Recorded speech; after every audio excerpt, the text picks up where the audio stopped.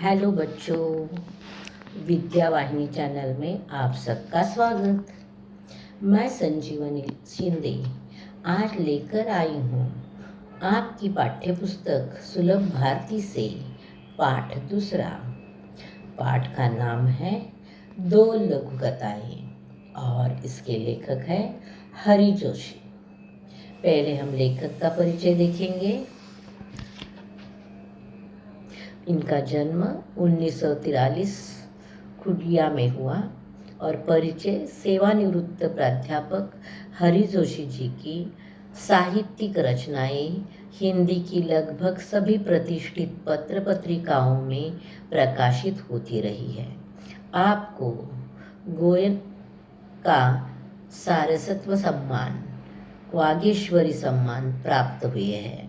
प्रमुख कृतियाँ पंखुरिया, यंत्रयुग, अखाड़ों का देश, भारत का राग, अमेरिका के रंग आदि।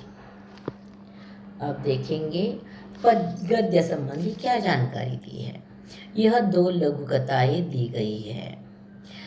प्रथम लघु कथा में जोशी जी ने बताया है कि हमें बुरे काम का फल बुरा ही मिलेगा, अतः बुरे काम नहीं करने चाहिए। यानी पहली कथा में उन्होंने कहा है कि छोटी छोटी कथाएं होती है जो हमें सीख देने के लिए कही जाती है, सुनाई जाती है। तो इसमें यह सीख मिलती है कि अगर हम बुरे काम करेंगे तो उसका नतीजा यानी परिणाम भी बुरा ही होता है। और दूसरी लघु कथा में आपने समझाया है कि कठोरता की अपेक्षा विनम्रता अधिक महत्वपूर्ण है। घमंडी का सिर हमेशा नीचा होता है, अतः हमें घमंड नहीं करना चाहिए। यानी हमारे बीच में घमंड नहीं होनी चाहिए, हमारे बीच में विनम्रता होनी चाहिए। विनम्रता हमेशा ऊंचाई पर रहती है और घमंडी का सिर हमेशा झुका रहता है। ऐसी सीख देने वाली दो कहानियां हैं। पहली कहानी हम देखेंगे। पहली कहानी का नाम है नींव। बहुमंजिला इमारत की दीवार नींव से उठ रही थी। यानी बहुमंजिली इमारत बनानी थी और उस इमारत की दीवार की नींव यानी पाया, नींव जो है वो उठ रही थी। ठेकेदार वहां नया था। भयभीत सा वह एक तगारी सीमेंट और 5 तगारी रेत के मसाले से ईंटों की जुड़ाई करवा रहा था। अगले दिन अधिकारी महोदय आए। उन्होंने काम के प्रति घोर असंतोष व्यक्त किया। महोदय बोले, ऐसा काम करना हो तो कहीं और जाइए। देखो, इमारत बनवाने के लिए जो ठेकेदार था वह नया था, उसे कुछ जानकारी नहीं थी। काम की जानकारी अच्छी तरह से थी। इसके लिए वह जब काम कर रहा था तो वह वहाँ ईंटों के बीच में जो मसाला भरा जाता है रेत और सीमेंट का, वो कैसे बनाता था। तो एक तगारी सीमेंट लेता था तो उसमें 5 तगारी रेत भरता था और मसाला तैयार करता था। लेकिन जब अगले दिन वहाँ अधिकारी आता है और गौर से देखता है उसका काम कैसे चल रहा है, तो उस काम से संतुष्ट नहीं है। वह असंतोष व्यक्त करता है और बोलता है, अगर ऐसा ही काम करना है तो कहीं और जाइए, यहाँ ऐसा काम नहीं चलेगा। फिर वह ठेकेदार क्या करता है, अगले दिन शशांकित नए ठेकेदार ने एक तगारी सीमेंट और 3 तगारी रेत के मसाले से ईंटों की जुड़ाई की। तो अपने अधिकारी को पसंद नहीं आ रहा है, इसके लिए उसने रेत का जो प्रमाण था वो कम कर दिया। 1 तगारी सीमेंट लेता है और 5 की जगह 3 तगारी रेत लेता है और उसका मसाला तैयार करता है। फिर संबंधित अधिकारी आए। उन्होंने नींव की दीवार पर एक जगह डाली और गर्म हो गए। यानी जो नींव बन रही थी उसकी एक जगह पर एक निगाह डाली और गर्म हो गए, यानी क्रोधित हो गए। इस बार ठेकेदार को अंतिम चेतावनी दी। यदि कल तक काम में पर्याप्त सुधार नहीं किया गया तो काम बंद करवा दिया जाएगा। और जाते जाते वह ठेकेदार को धमकावनी भी देखता है, धमकाता भी है, जैसे चेतावनी देता है कि यदि कल तक ठीक मात्रा में आपने काम में सुधार किया तो ठीक है, नहीं तो आपका काम बंद करवा दिया जाएगा, यानी आपको यहाँ से काम से निकाल दिया जाएगा। अब ठेकेदार तो अच्छे से काम करता था, लेकिन उसको समझ में नहीं आ रहा है कि अधिकारी को प्रश्न क्या है, अधिकारी क्यों ऐसा कह रहा है। तो जब नए ठेकेदार की समझ में बात नहीं आई तो उसने एक अनुभवी ठेकेदार से इस समस्या पर उसकी सलाह चाहिए। वह खुद तो बहुत सोचता है, लेकिन उसको समझ में नहीं आ रहा है। इसके लिए वह क्या करता है, एक अनुभवी ठेकेदार के पास चला जाता है और बताता है कि समस्या ऐसी ऐसी है, तो उस पर सलाह दे दो कि कैसे करूं मैं, कैसे उस अधिकारी के मतानुसार या इच्छेनुसार काम करूं मैं, ऐसा पूछता है। तो अनुभवी ठेकेदार ने बताया कि ये महोदय रिश्वत चाहते हैं, इसीलिए काम में कमी बता रहे हैं। नया ठेकेदार ईमानदार था, तो वह जो अनुभवी ठेकेदार है वह कहता है कि वह तुमसे पैसा चाहता है, रिश्वत चाहता है, और इसीलिए आप रिश्वत नहीं दे रहे हो तो छोटी छोटी गलतियां निकाल रहा है। आप ऐसा करो, उसको रिश्वत दोगे तो अपने आप आपका सब काम ठीक हो जाएगा।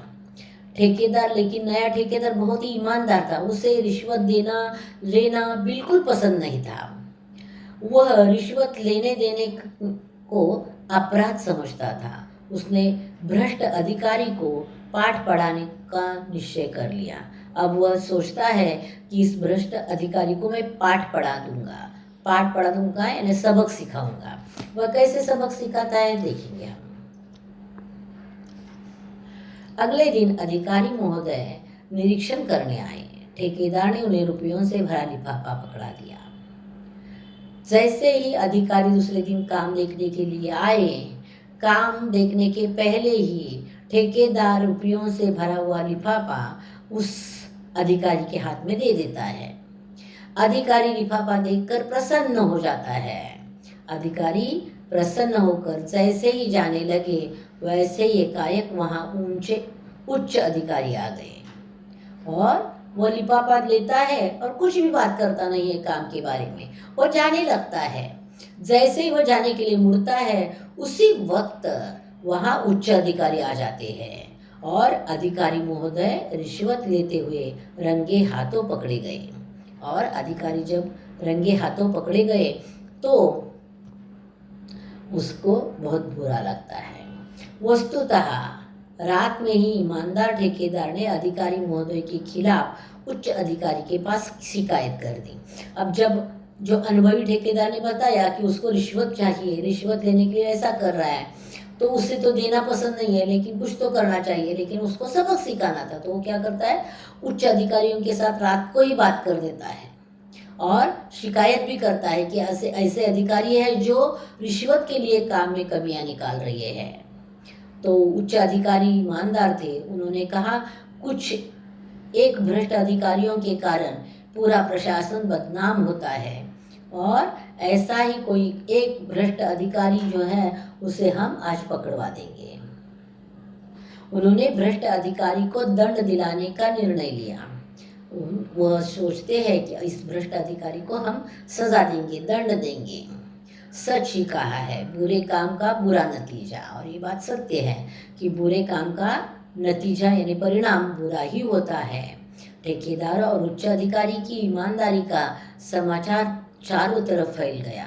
उनका सार्वजनिक समारोह में सम्मान किया गया और ठेकेदार और उच्च अधिकारी जो ईमानदार थे तो उनको ईमानदारी का फल मिला, उनका समारोह में सम्मान भी हो गया।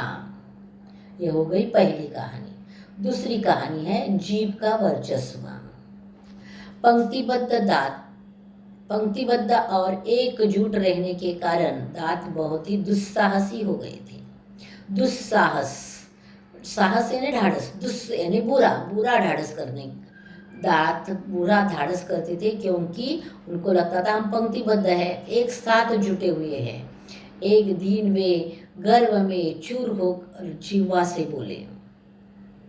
वो एकदम गर्विष्ठ हो गए थे, तो उन्होंने गर्व में आकर जीवा से बात की। हम 32 घनिष्ठ मित्र हैं, एक से एक मजबूत है। तू ठहरी अकेली, चाहे तो तुझे बाहर ही न निकलने दे।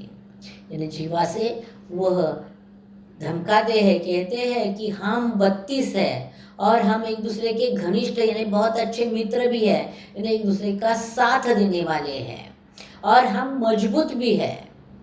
तू तो अकेली है और हमने चाहा तो हम तुझे बाहर भी नहीं निकलने देते। जीवा ने पहली बार ऐसा कुलुषित विचार सुना था। कुलुषित यानी बुरे विचार। ऐसे बुरे विचार जीवा ने पहली बार सुने थे। वो हंसकर बोली, ऊपर से एकदम सफेद और स्वच्छ हो, पर मन से बड़े कपटी हो। तो वह उनसे यानी ऐसा करके दिखावा ऐसे नहीं बात करती। वो कहती है कि तुम तो ऊपर से सफेद सफेद दिखते हो, लेकिन मन से कितने कपटी हो, मन से कितने काले हो, ऐसा कहना है उसको। वह तात को इस प्रकार बात कहती है। ऊपर से स्वच्छ और अंदर से काले घोषित करने वाली जीभ वाचालता छोड़ अपनी औकात में रहा। हम तुझे चबा सकते हैं, यह मत भूल कि तू हमारी कृपा पर ही राज कर रही है।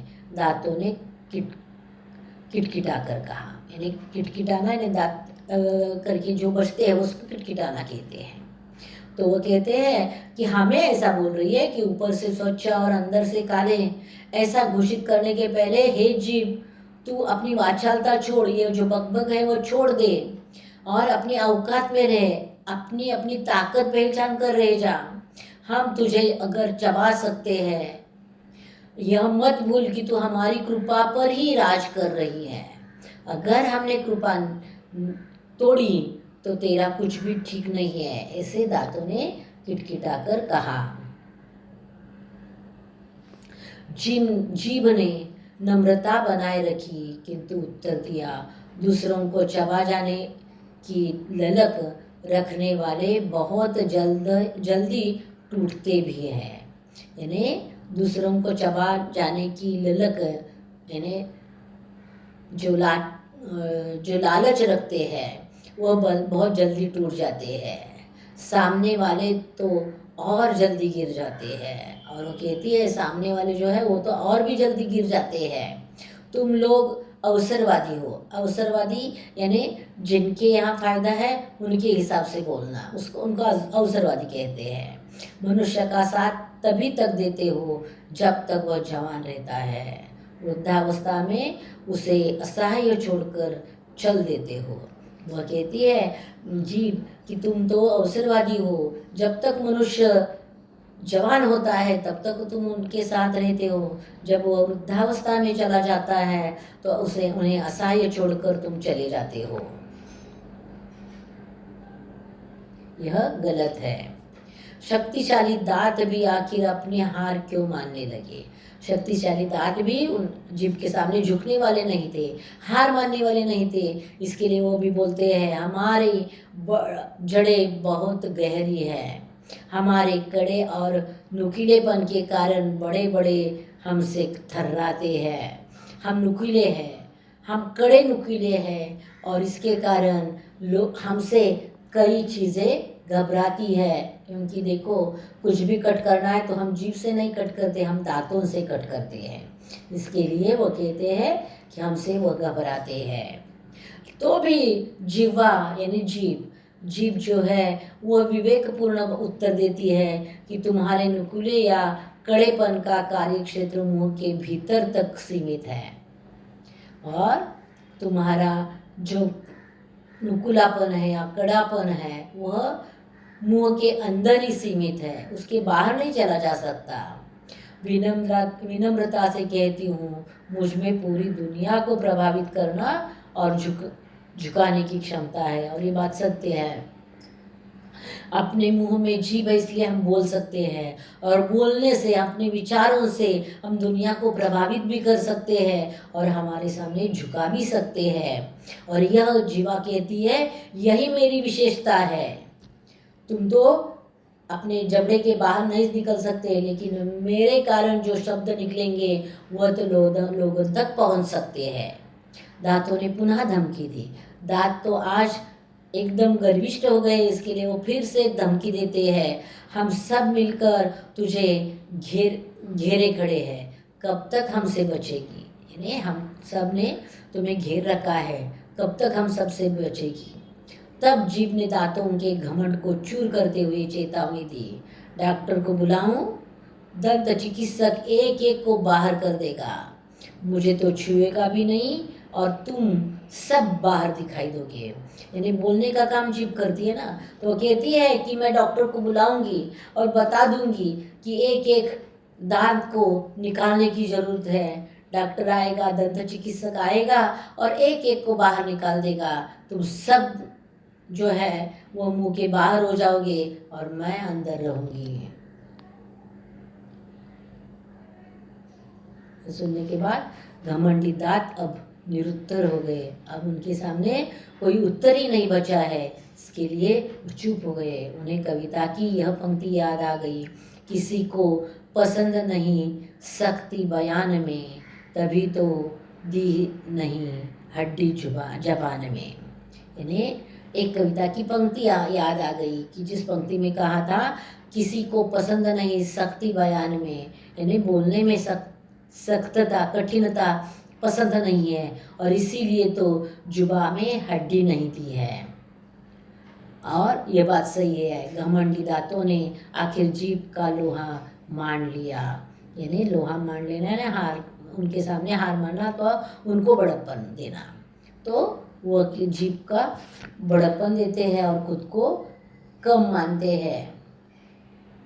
यह हो गई, यहाँ हो गई कहानी। जो दो कहानियाँ हमने देखी, नींव और जीभ का वर्चस्व। शब्दार्थ है तगारी बड़ा तसला घमेला, कलुषित अपवित्र दूषित, ललक लालसा तीव्र इच्छा, अवसरवादी स्वार्थी मतलबी, बयान चर्चा, आवाज कथन। मुहावरा है लोहा मानना श्रेष्ठता को स्वीकार करना, रंगे हाथ पकड़ना, अपराध करते हुए प्रत्यक्ष पकड़ना।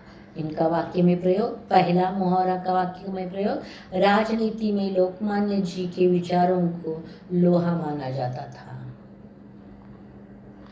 राजू को दुकान से पैसे चुराते वक्त मालिक ने रंगे हाथ पकड़ा। उसके बाद स्वाध्याय शुरू होता है इस कहानी का। सूचना के अनुसार कृतियां करो, संचाल पूर्ण करो। दांतों की विशेषताएं क्या क्या है? दांत पंक्तिबद्ध थे, एकजुट रहते थे। उसके बाद घनिष्ठ मित्र थे और दुस्साहसी थे, ये उसकी विशेषताएं हैं। अब उत्तर लिखो। जीभ द्वारा दी गई चेतावनी, डॉक्टर को बुलाऊं? दंत चिकित्सक एक एक को बाहर कर देगा, मुझे तो छुएगा भी नहीं और तुम सब बाहर दिखाई दोगे, यह चेतावनी दी है। पंक्तिबद्ध और एकजुट रहने के कारण दांतों में आया गलत परिवर्तन, दांत बहुत ही दुस्साहसी बन गए थे।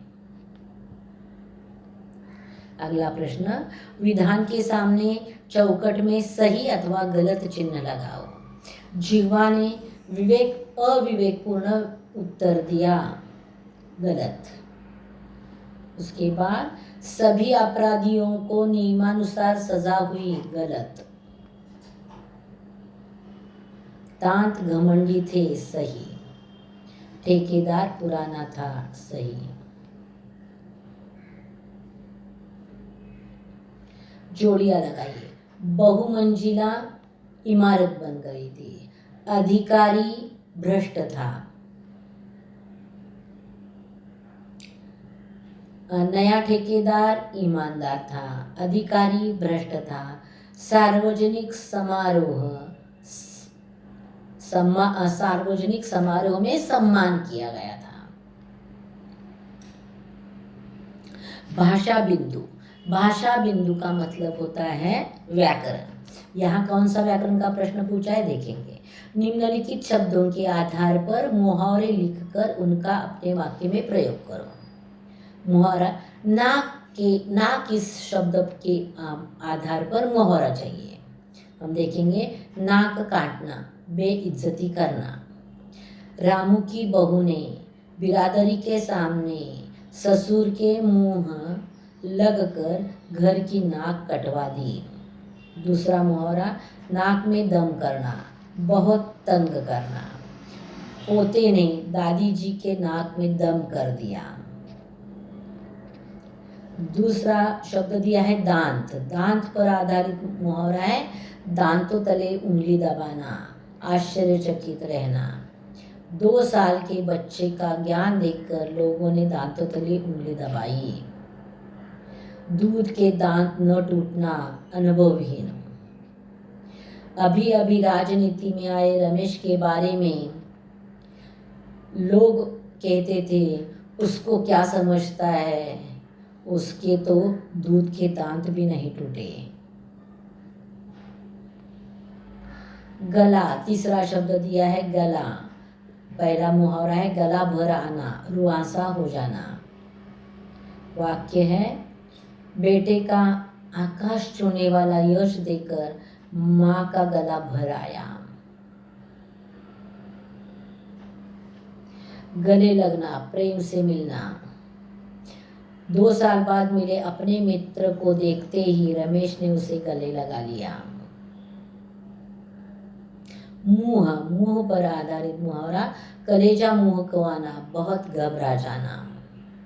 खेत से घर आ रहे रामू को सामने अचानक आए बड़े सांप को देखकर रामू का कलेजा मुंह को आ गया। मुंह में पानी आना, लालच आ जाना। पैसों का भरा बैग देखकर राजू के मुंह में पानी आ गया। उपयोजित लेखन यानी विषय दिया जाता है, लेखन विभाग से कोई लेख है, देखेंगे क्या है। जल के अपव्यय की रोकथाम संबंधी चित्रकला प्रदर्शनी का आकर्षक विज्ञापन तैयार कीजिए। मैंने किया है, देखो प्रदर्शनी जैसे चौकट जो है वो पेंसिल से तैयार की है और बीच में एक ही कलर पेन से, जो पेन है एक ही रंग का पेन या ब्लू या ब्लैक पेन का उपयोग करना है और लिखना है। प्रदर्शनी प्रदर्शनी प्रदर्शनी प्रत्येक व्यक्ति के जीवन को मार्गदर्शक चित्रकला प्रदर्शनी। जल जीवन को आवश्यक, जल की बचत। जल है तो कल है। जल की बचत में सबकी भलाई। अपने जीवन से जुड़े इस विषय को लेकर आ रही है चित्र प्रदर्शनी।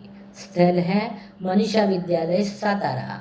समय है 22 दिसंबर से 30 दिसंबर सुबह 10 से रात 8 बजे तक। देखो मेरा यह विज्ञापन 2 स्लाइड पर बैठा है, पूरा एक ही पेज पर विज्ञापन आना जरूरी है। तो आपकी नोटबुक में एक ही पेज पर पूरा विज्ञापन तैयार कीजिए। मौलिक सृजन, विनम्रता सारे सद्गुणों की नींव है। इस विषय पर अपने विचार, अपने मन के भाव लिखो। तो इस प्रकार का प्रश्न स्वमत के लिए आता है, इसका भी उत्तर मैंने तैयार किया है। विनम्रता एक ऐसा गुण है जो सारे दुर्गुणों को मार कर रख देता है। अगर किसी के पास विनम्रता है तो सामने वाले का गुस्सा अपने आप कम करने की ताकत उसमें होती है। सामने वाले का क्रोध हो या गुस्सा हो, हम विनम्रता से पेश आए तो अपने आप ही वह क्रोध, वह गुस्सा ठंडा हो जाता है। विनम्रता जिसके पास है उसके व्यवहार में आदर्श संस्कार की झलक दिखाई देती है। विनम्रता जिसमें है वह अपने काम में हमेशा सफल होता है, वह कभी हार नहीं सकता। विनम्रता सारे सद्गुणों की नींव है, यह वचन सत्य है। अगला प्रश्न है स्वयं अध्ययन का। किसी ग्रामीण और शहरी व्यक्ति की दिनचर्या की तुलनात्मक जानकारी प्राप्त करके आपस में चर्चा करो। मैंने दी है दोनों की दिनचर्या। ग्रामीण ग्रामीण व्यक्ति के दिन की शुरुआत भोर भोर 4 या 5 बजे शुरू होती है। शहरी व्यक्ति की दिन की शुरुआत सुबह 6 से 7 बजे के बाद शुरू होती है। उठने के बाद वह अपना निजी काम निपटाकर अपने काम में तुरंत लग जाता है। शहरी व्यक्ति उठते ही अपना निजी काम निपटाकर अपने दफ्तर या व्यवसाय के लिए चल निकल पड़ता है। सुबह का नाश्ता, दोपहर का खाना, ग्रामीण व्यक्ति के बारे में देख रहे हैं। खाना, रात का खाना वह अपने घर वालों के साथ बैठकर खाता है। शहरी व्यक्ति का उसका दोपहर का खाना वह दफ्तर में ही होता है और रात को वह घर पहुंचने तक घर के बच्चे खाना खाकर सो जाते हैं, वह अकेला खाना खाता है। ग्रामीण व्यक्ति का जीवन अपनी मर्जी से चलता है। शहरी व्यक्ति का जीवन घड़ी की कांटे की नोक पर चलता है। रात को करीबन 9 बजे तक वह सोने जाता है। रात के करीबन 11-12 बजे तक वह सोने जाता है। यह ग्रामीण और शहरी जीवन में शहरी व्यक्ति के जीवन की दिनचर्या है, जो बहुत ही अलग अलग प्रकार से दिखाई देती है। इसके बाद आता है मैं नहीं समझा। अब आपको लिखना है नींव कहानी से, लघुकथा से और जीव का वर्चस्व, इस लघुकथा से आपने क्या सीखा, क्या समझा। यह 4-5 वाक्यों में आपको लिखना है। वह काम आपको ही करना है, क्योंकि आपने क्या समझा वह आपको लिखना है। तो जरूर यह इतना सम कर देना। बाकी तो सब लेखन कार्य मैंने दिया है, स्वमत के उत्तर मैंने दिए हैं। आपका काम, पढ़ाई का काम आसान कर दिया है। जल्द ही मैं वापस आने वाली हूँ। यह पाठ यहाँ पूरा होता है और इसके बाद अच्छी तरह से इस वीडियो को शुरू करना और पूरा लेखन कार्य अपने नोटबुक में लिख लेना। तो बच्चों, जल्द ही अगला पाठ लेकर मैं आऊँगी, इंतज़ार में रहना। धन्यवाद बच्चों।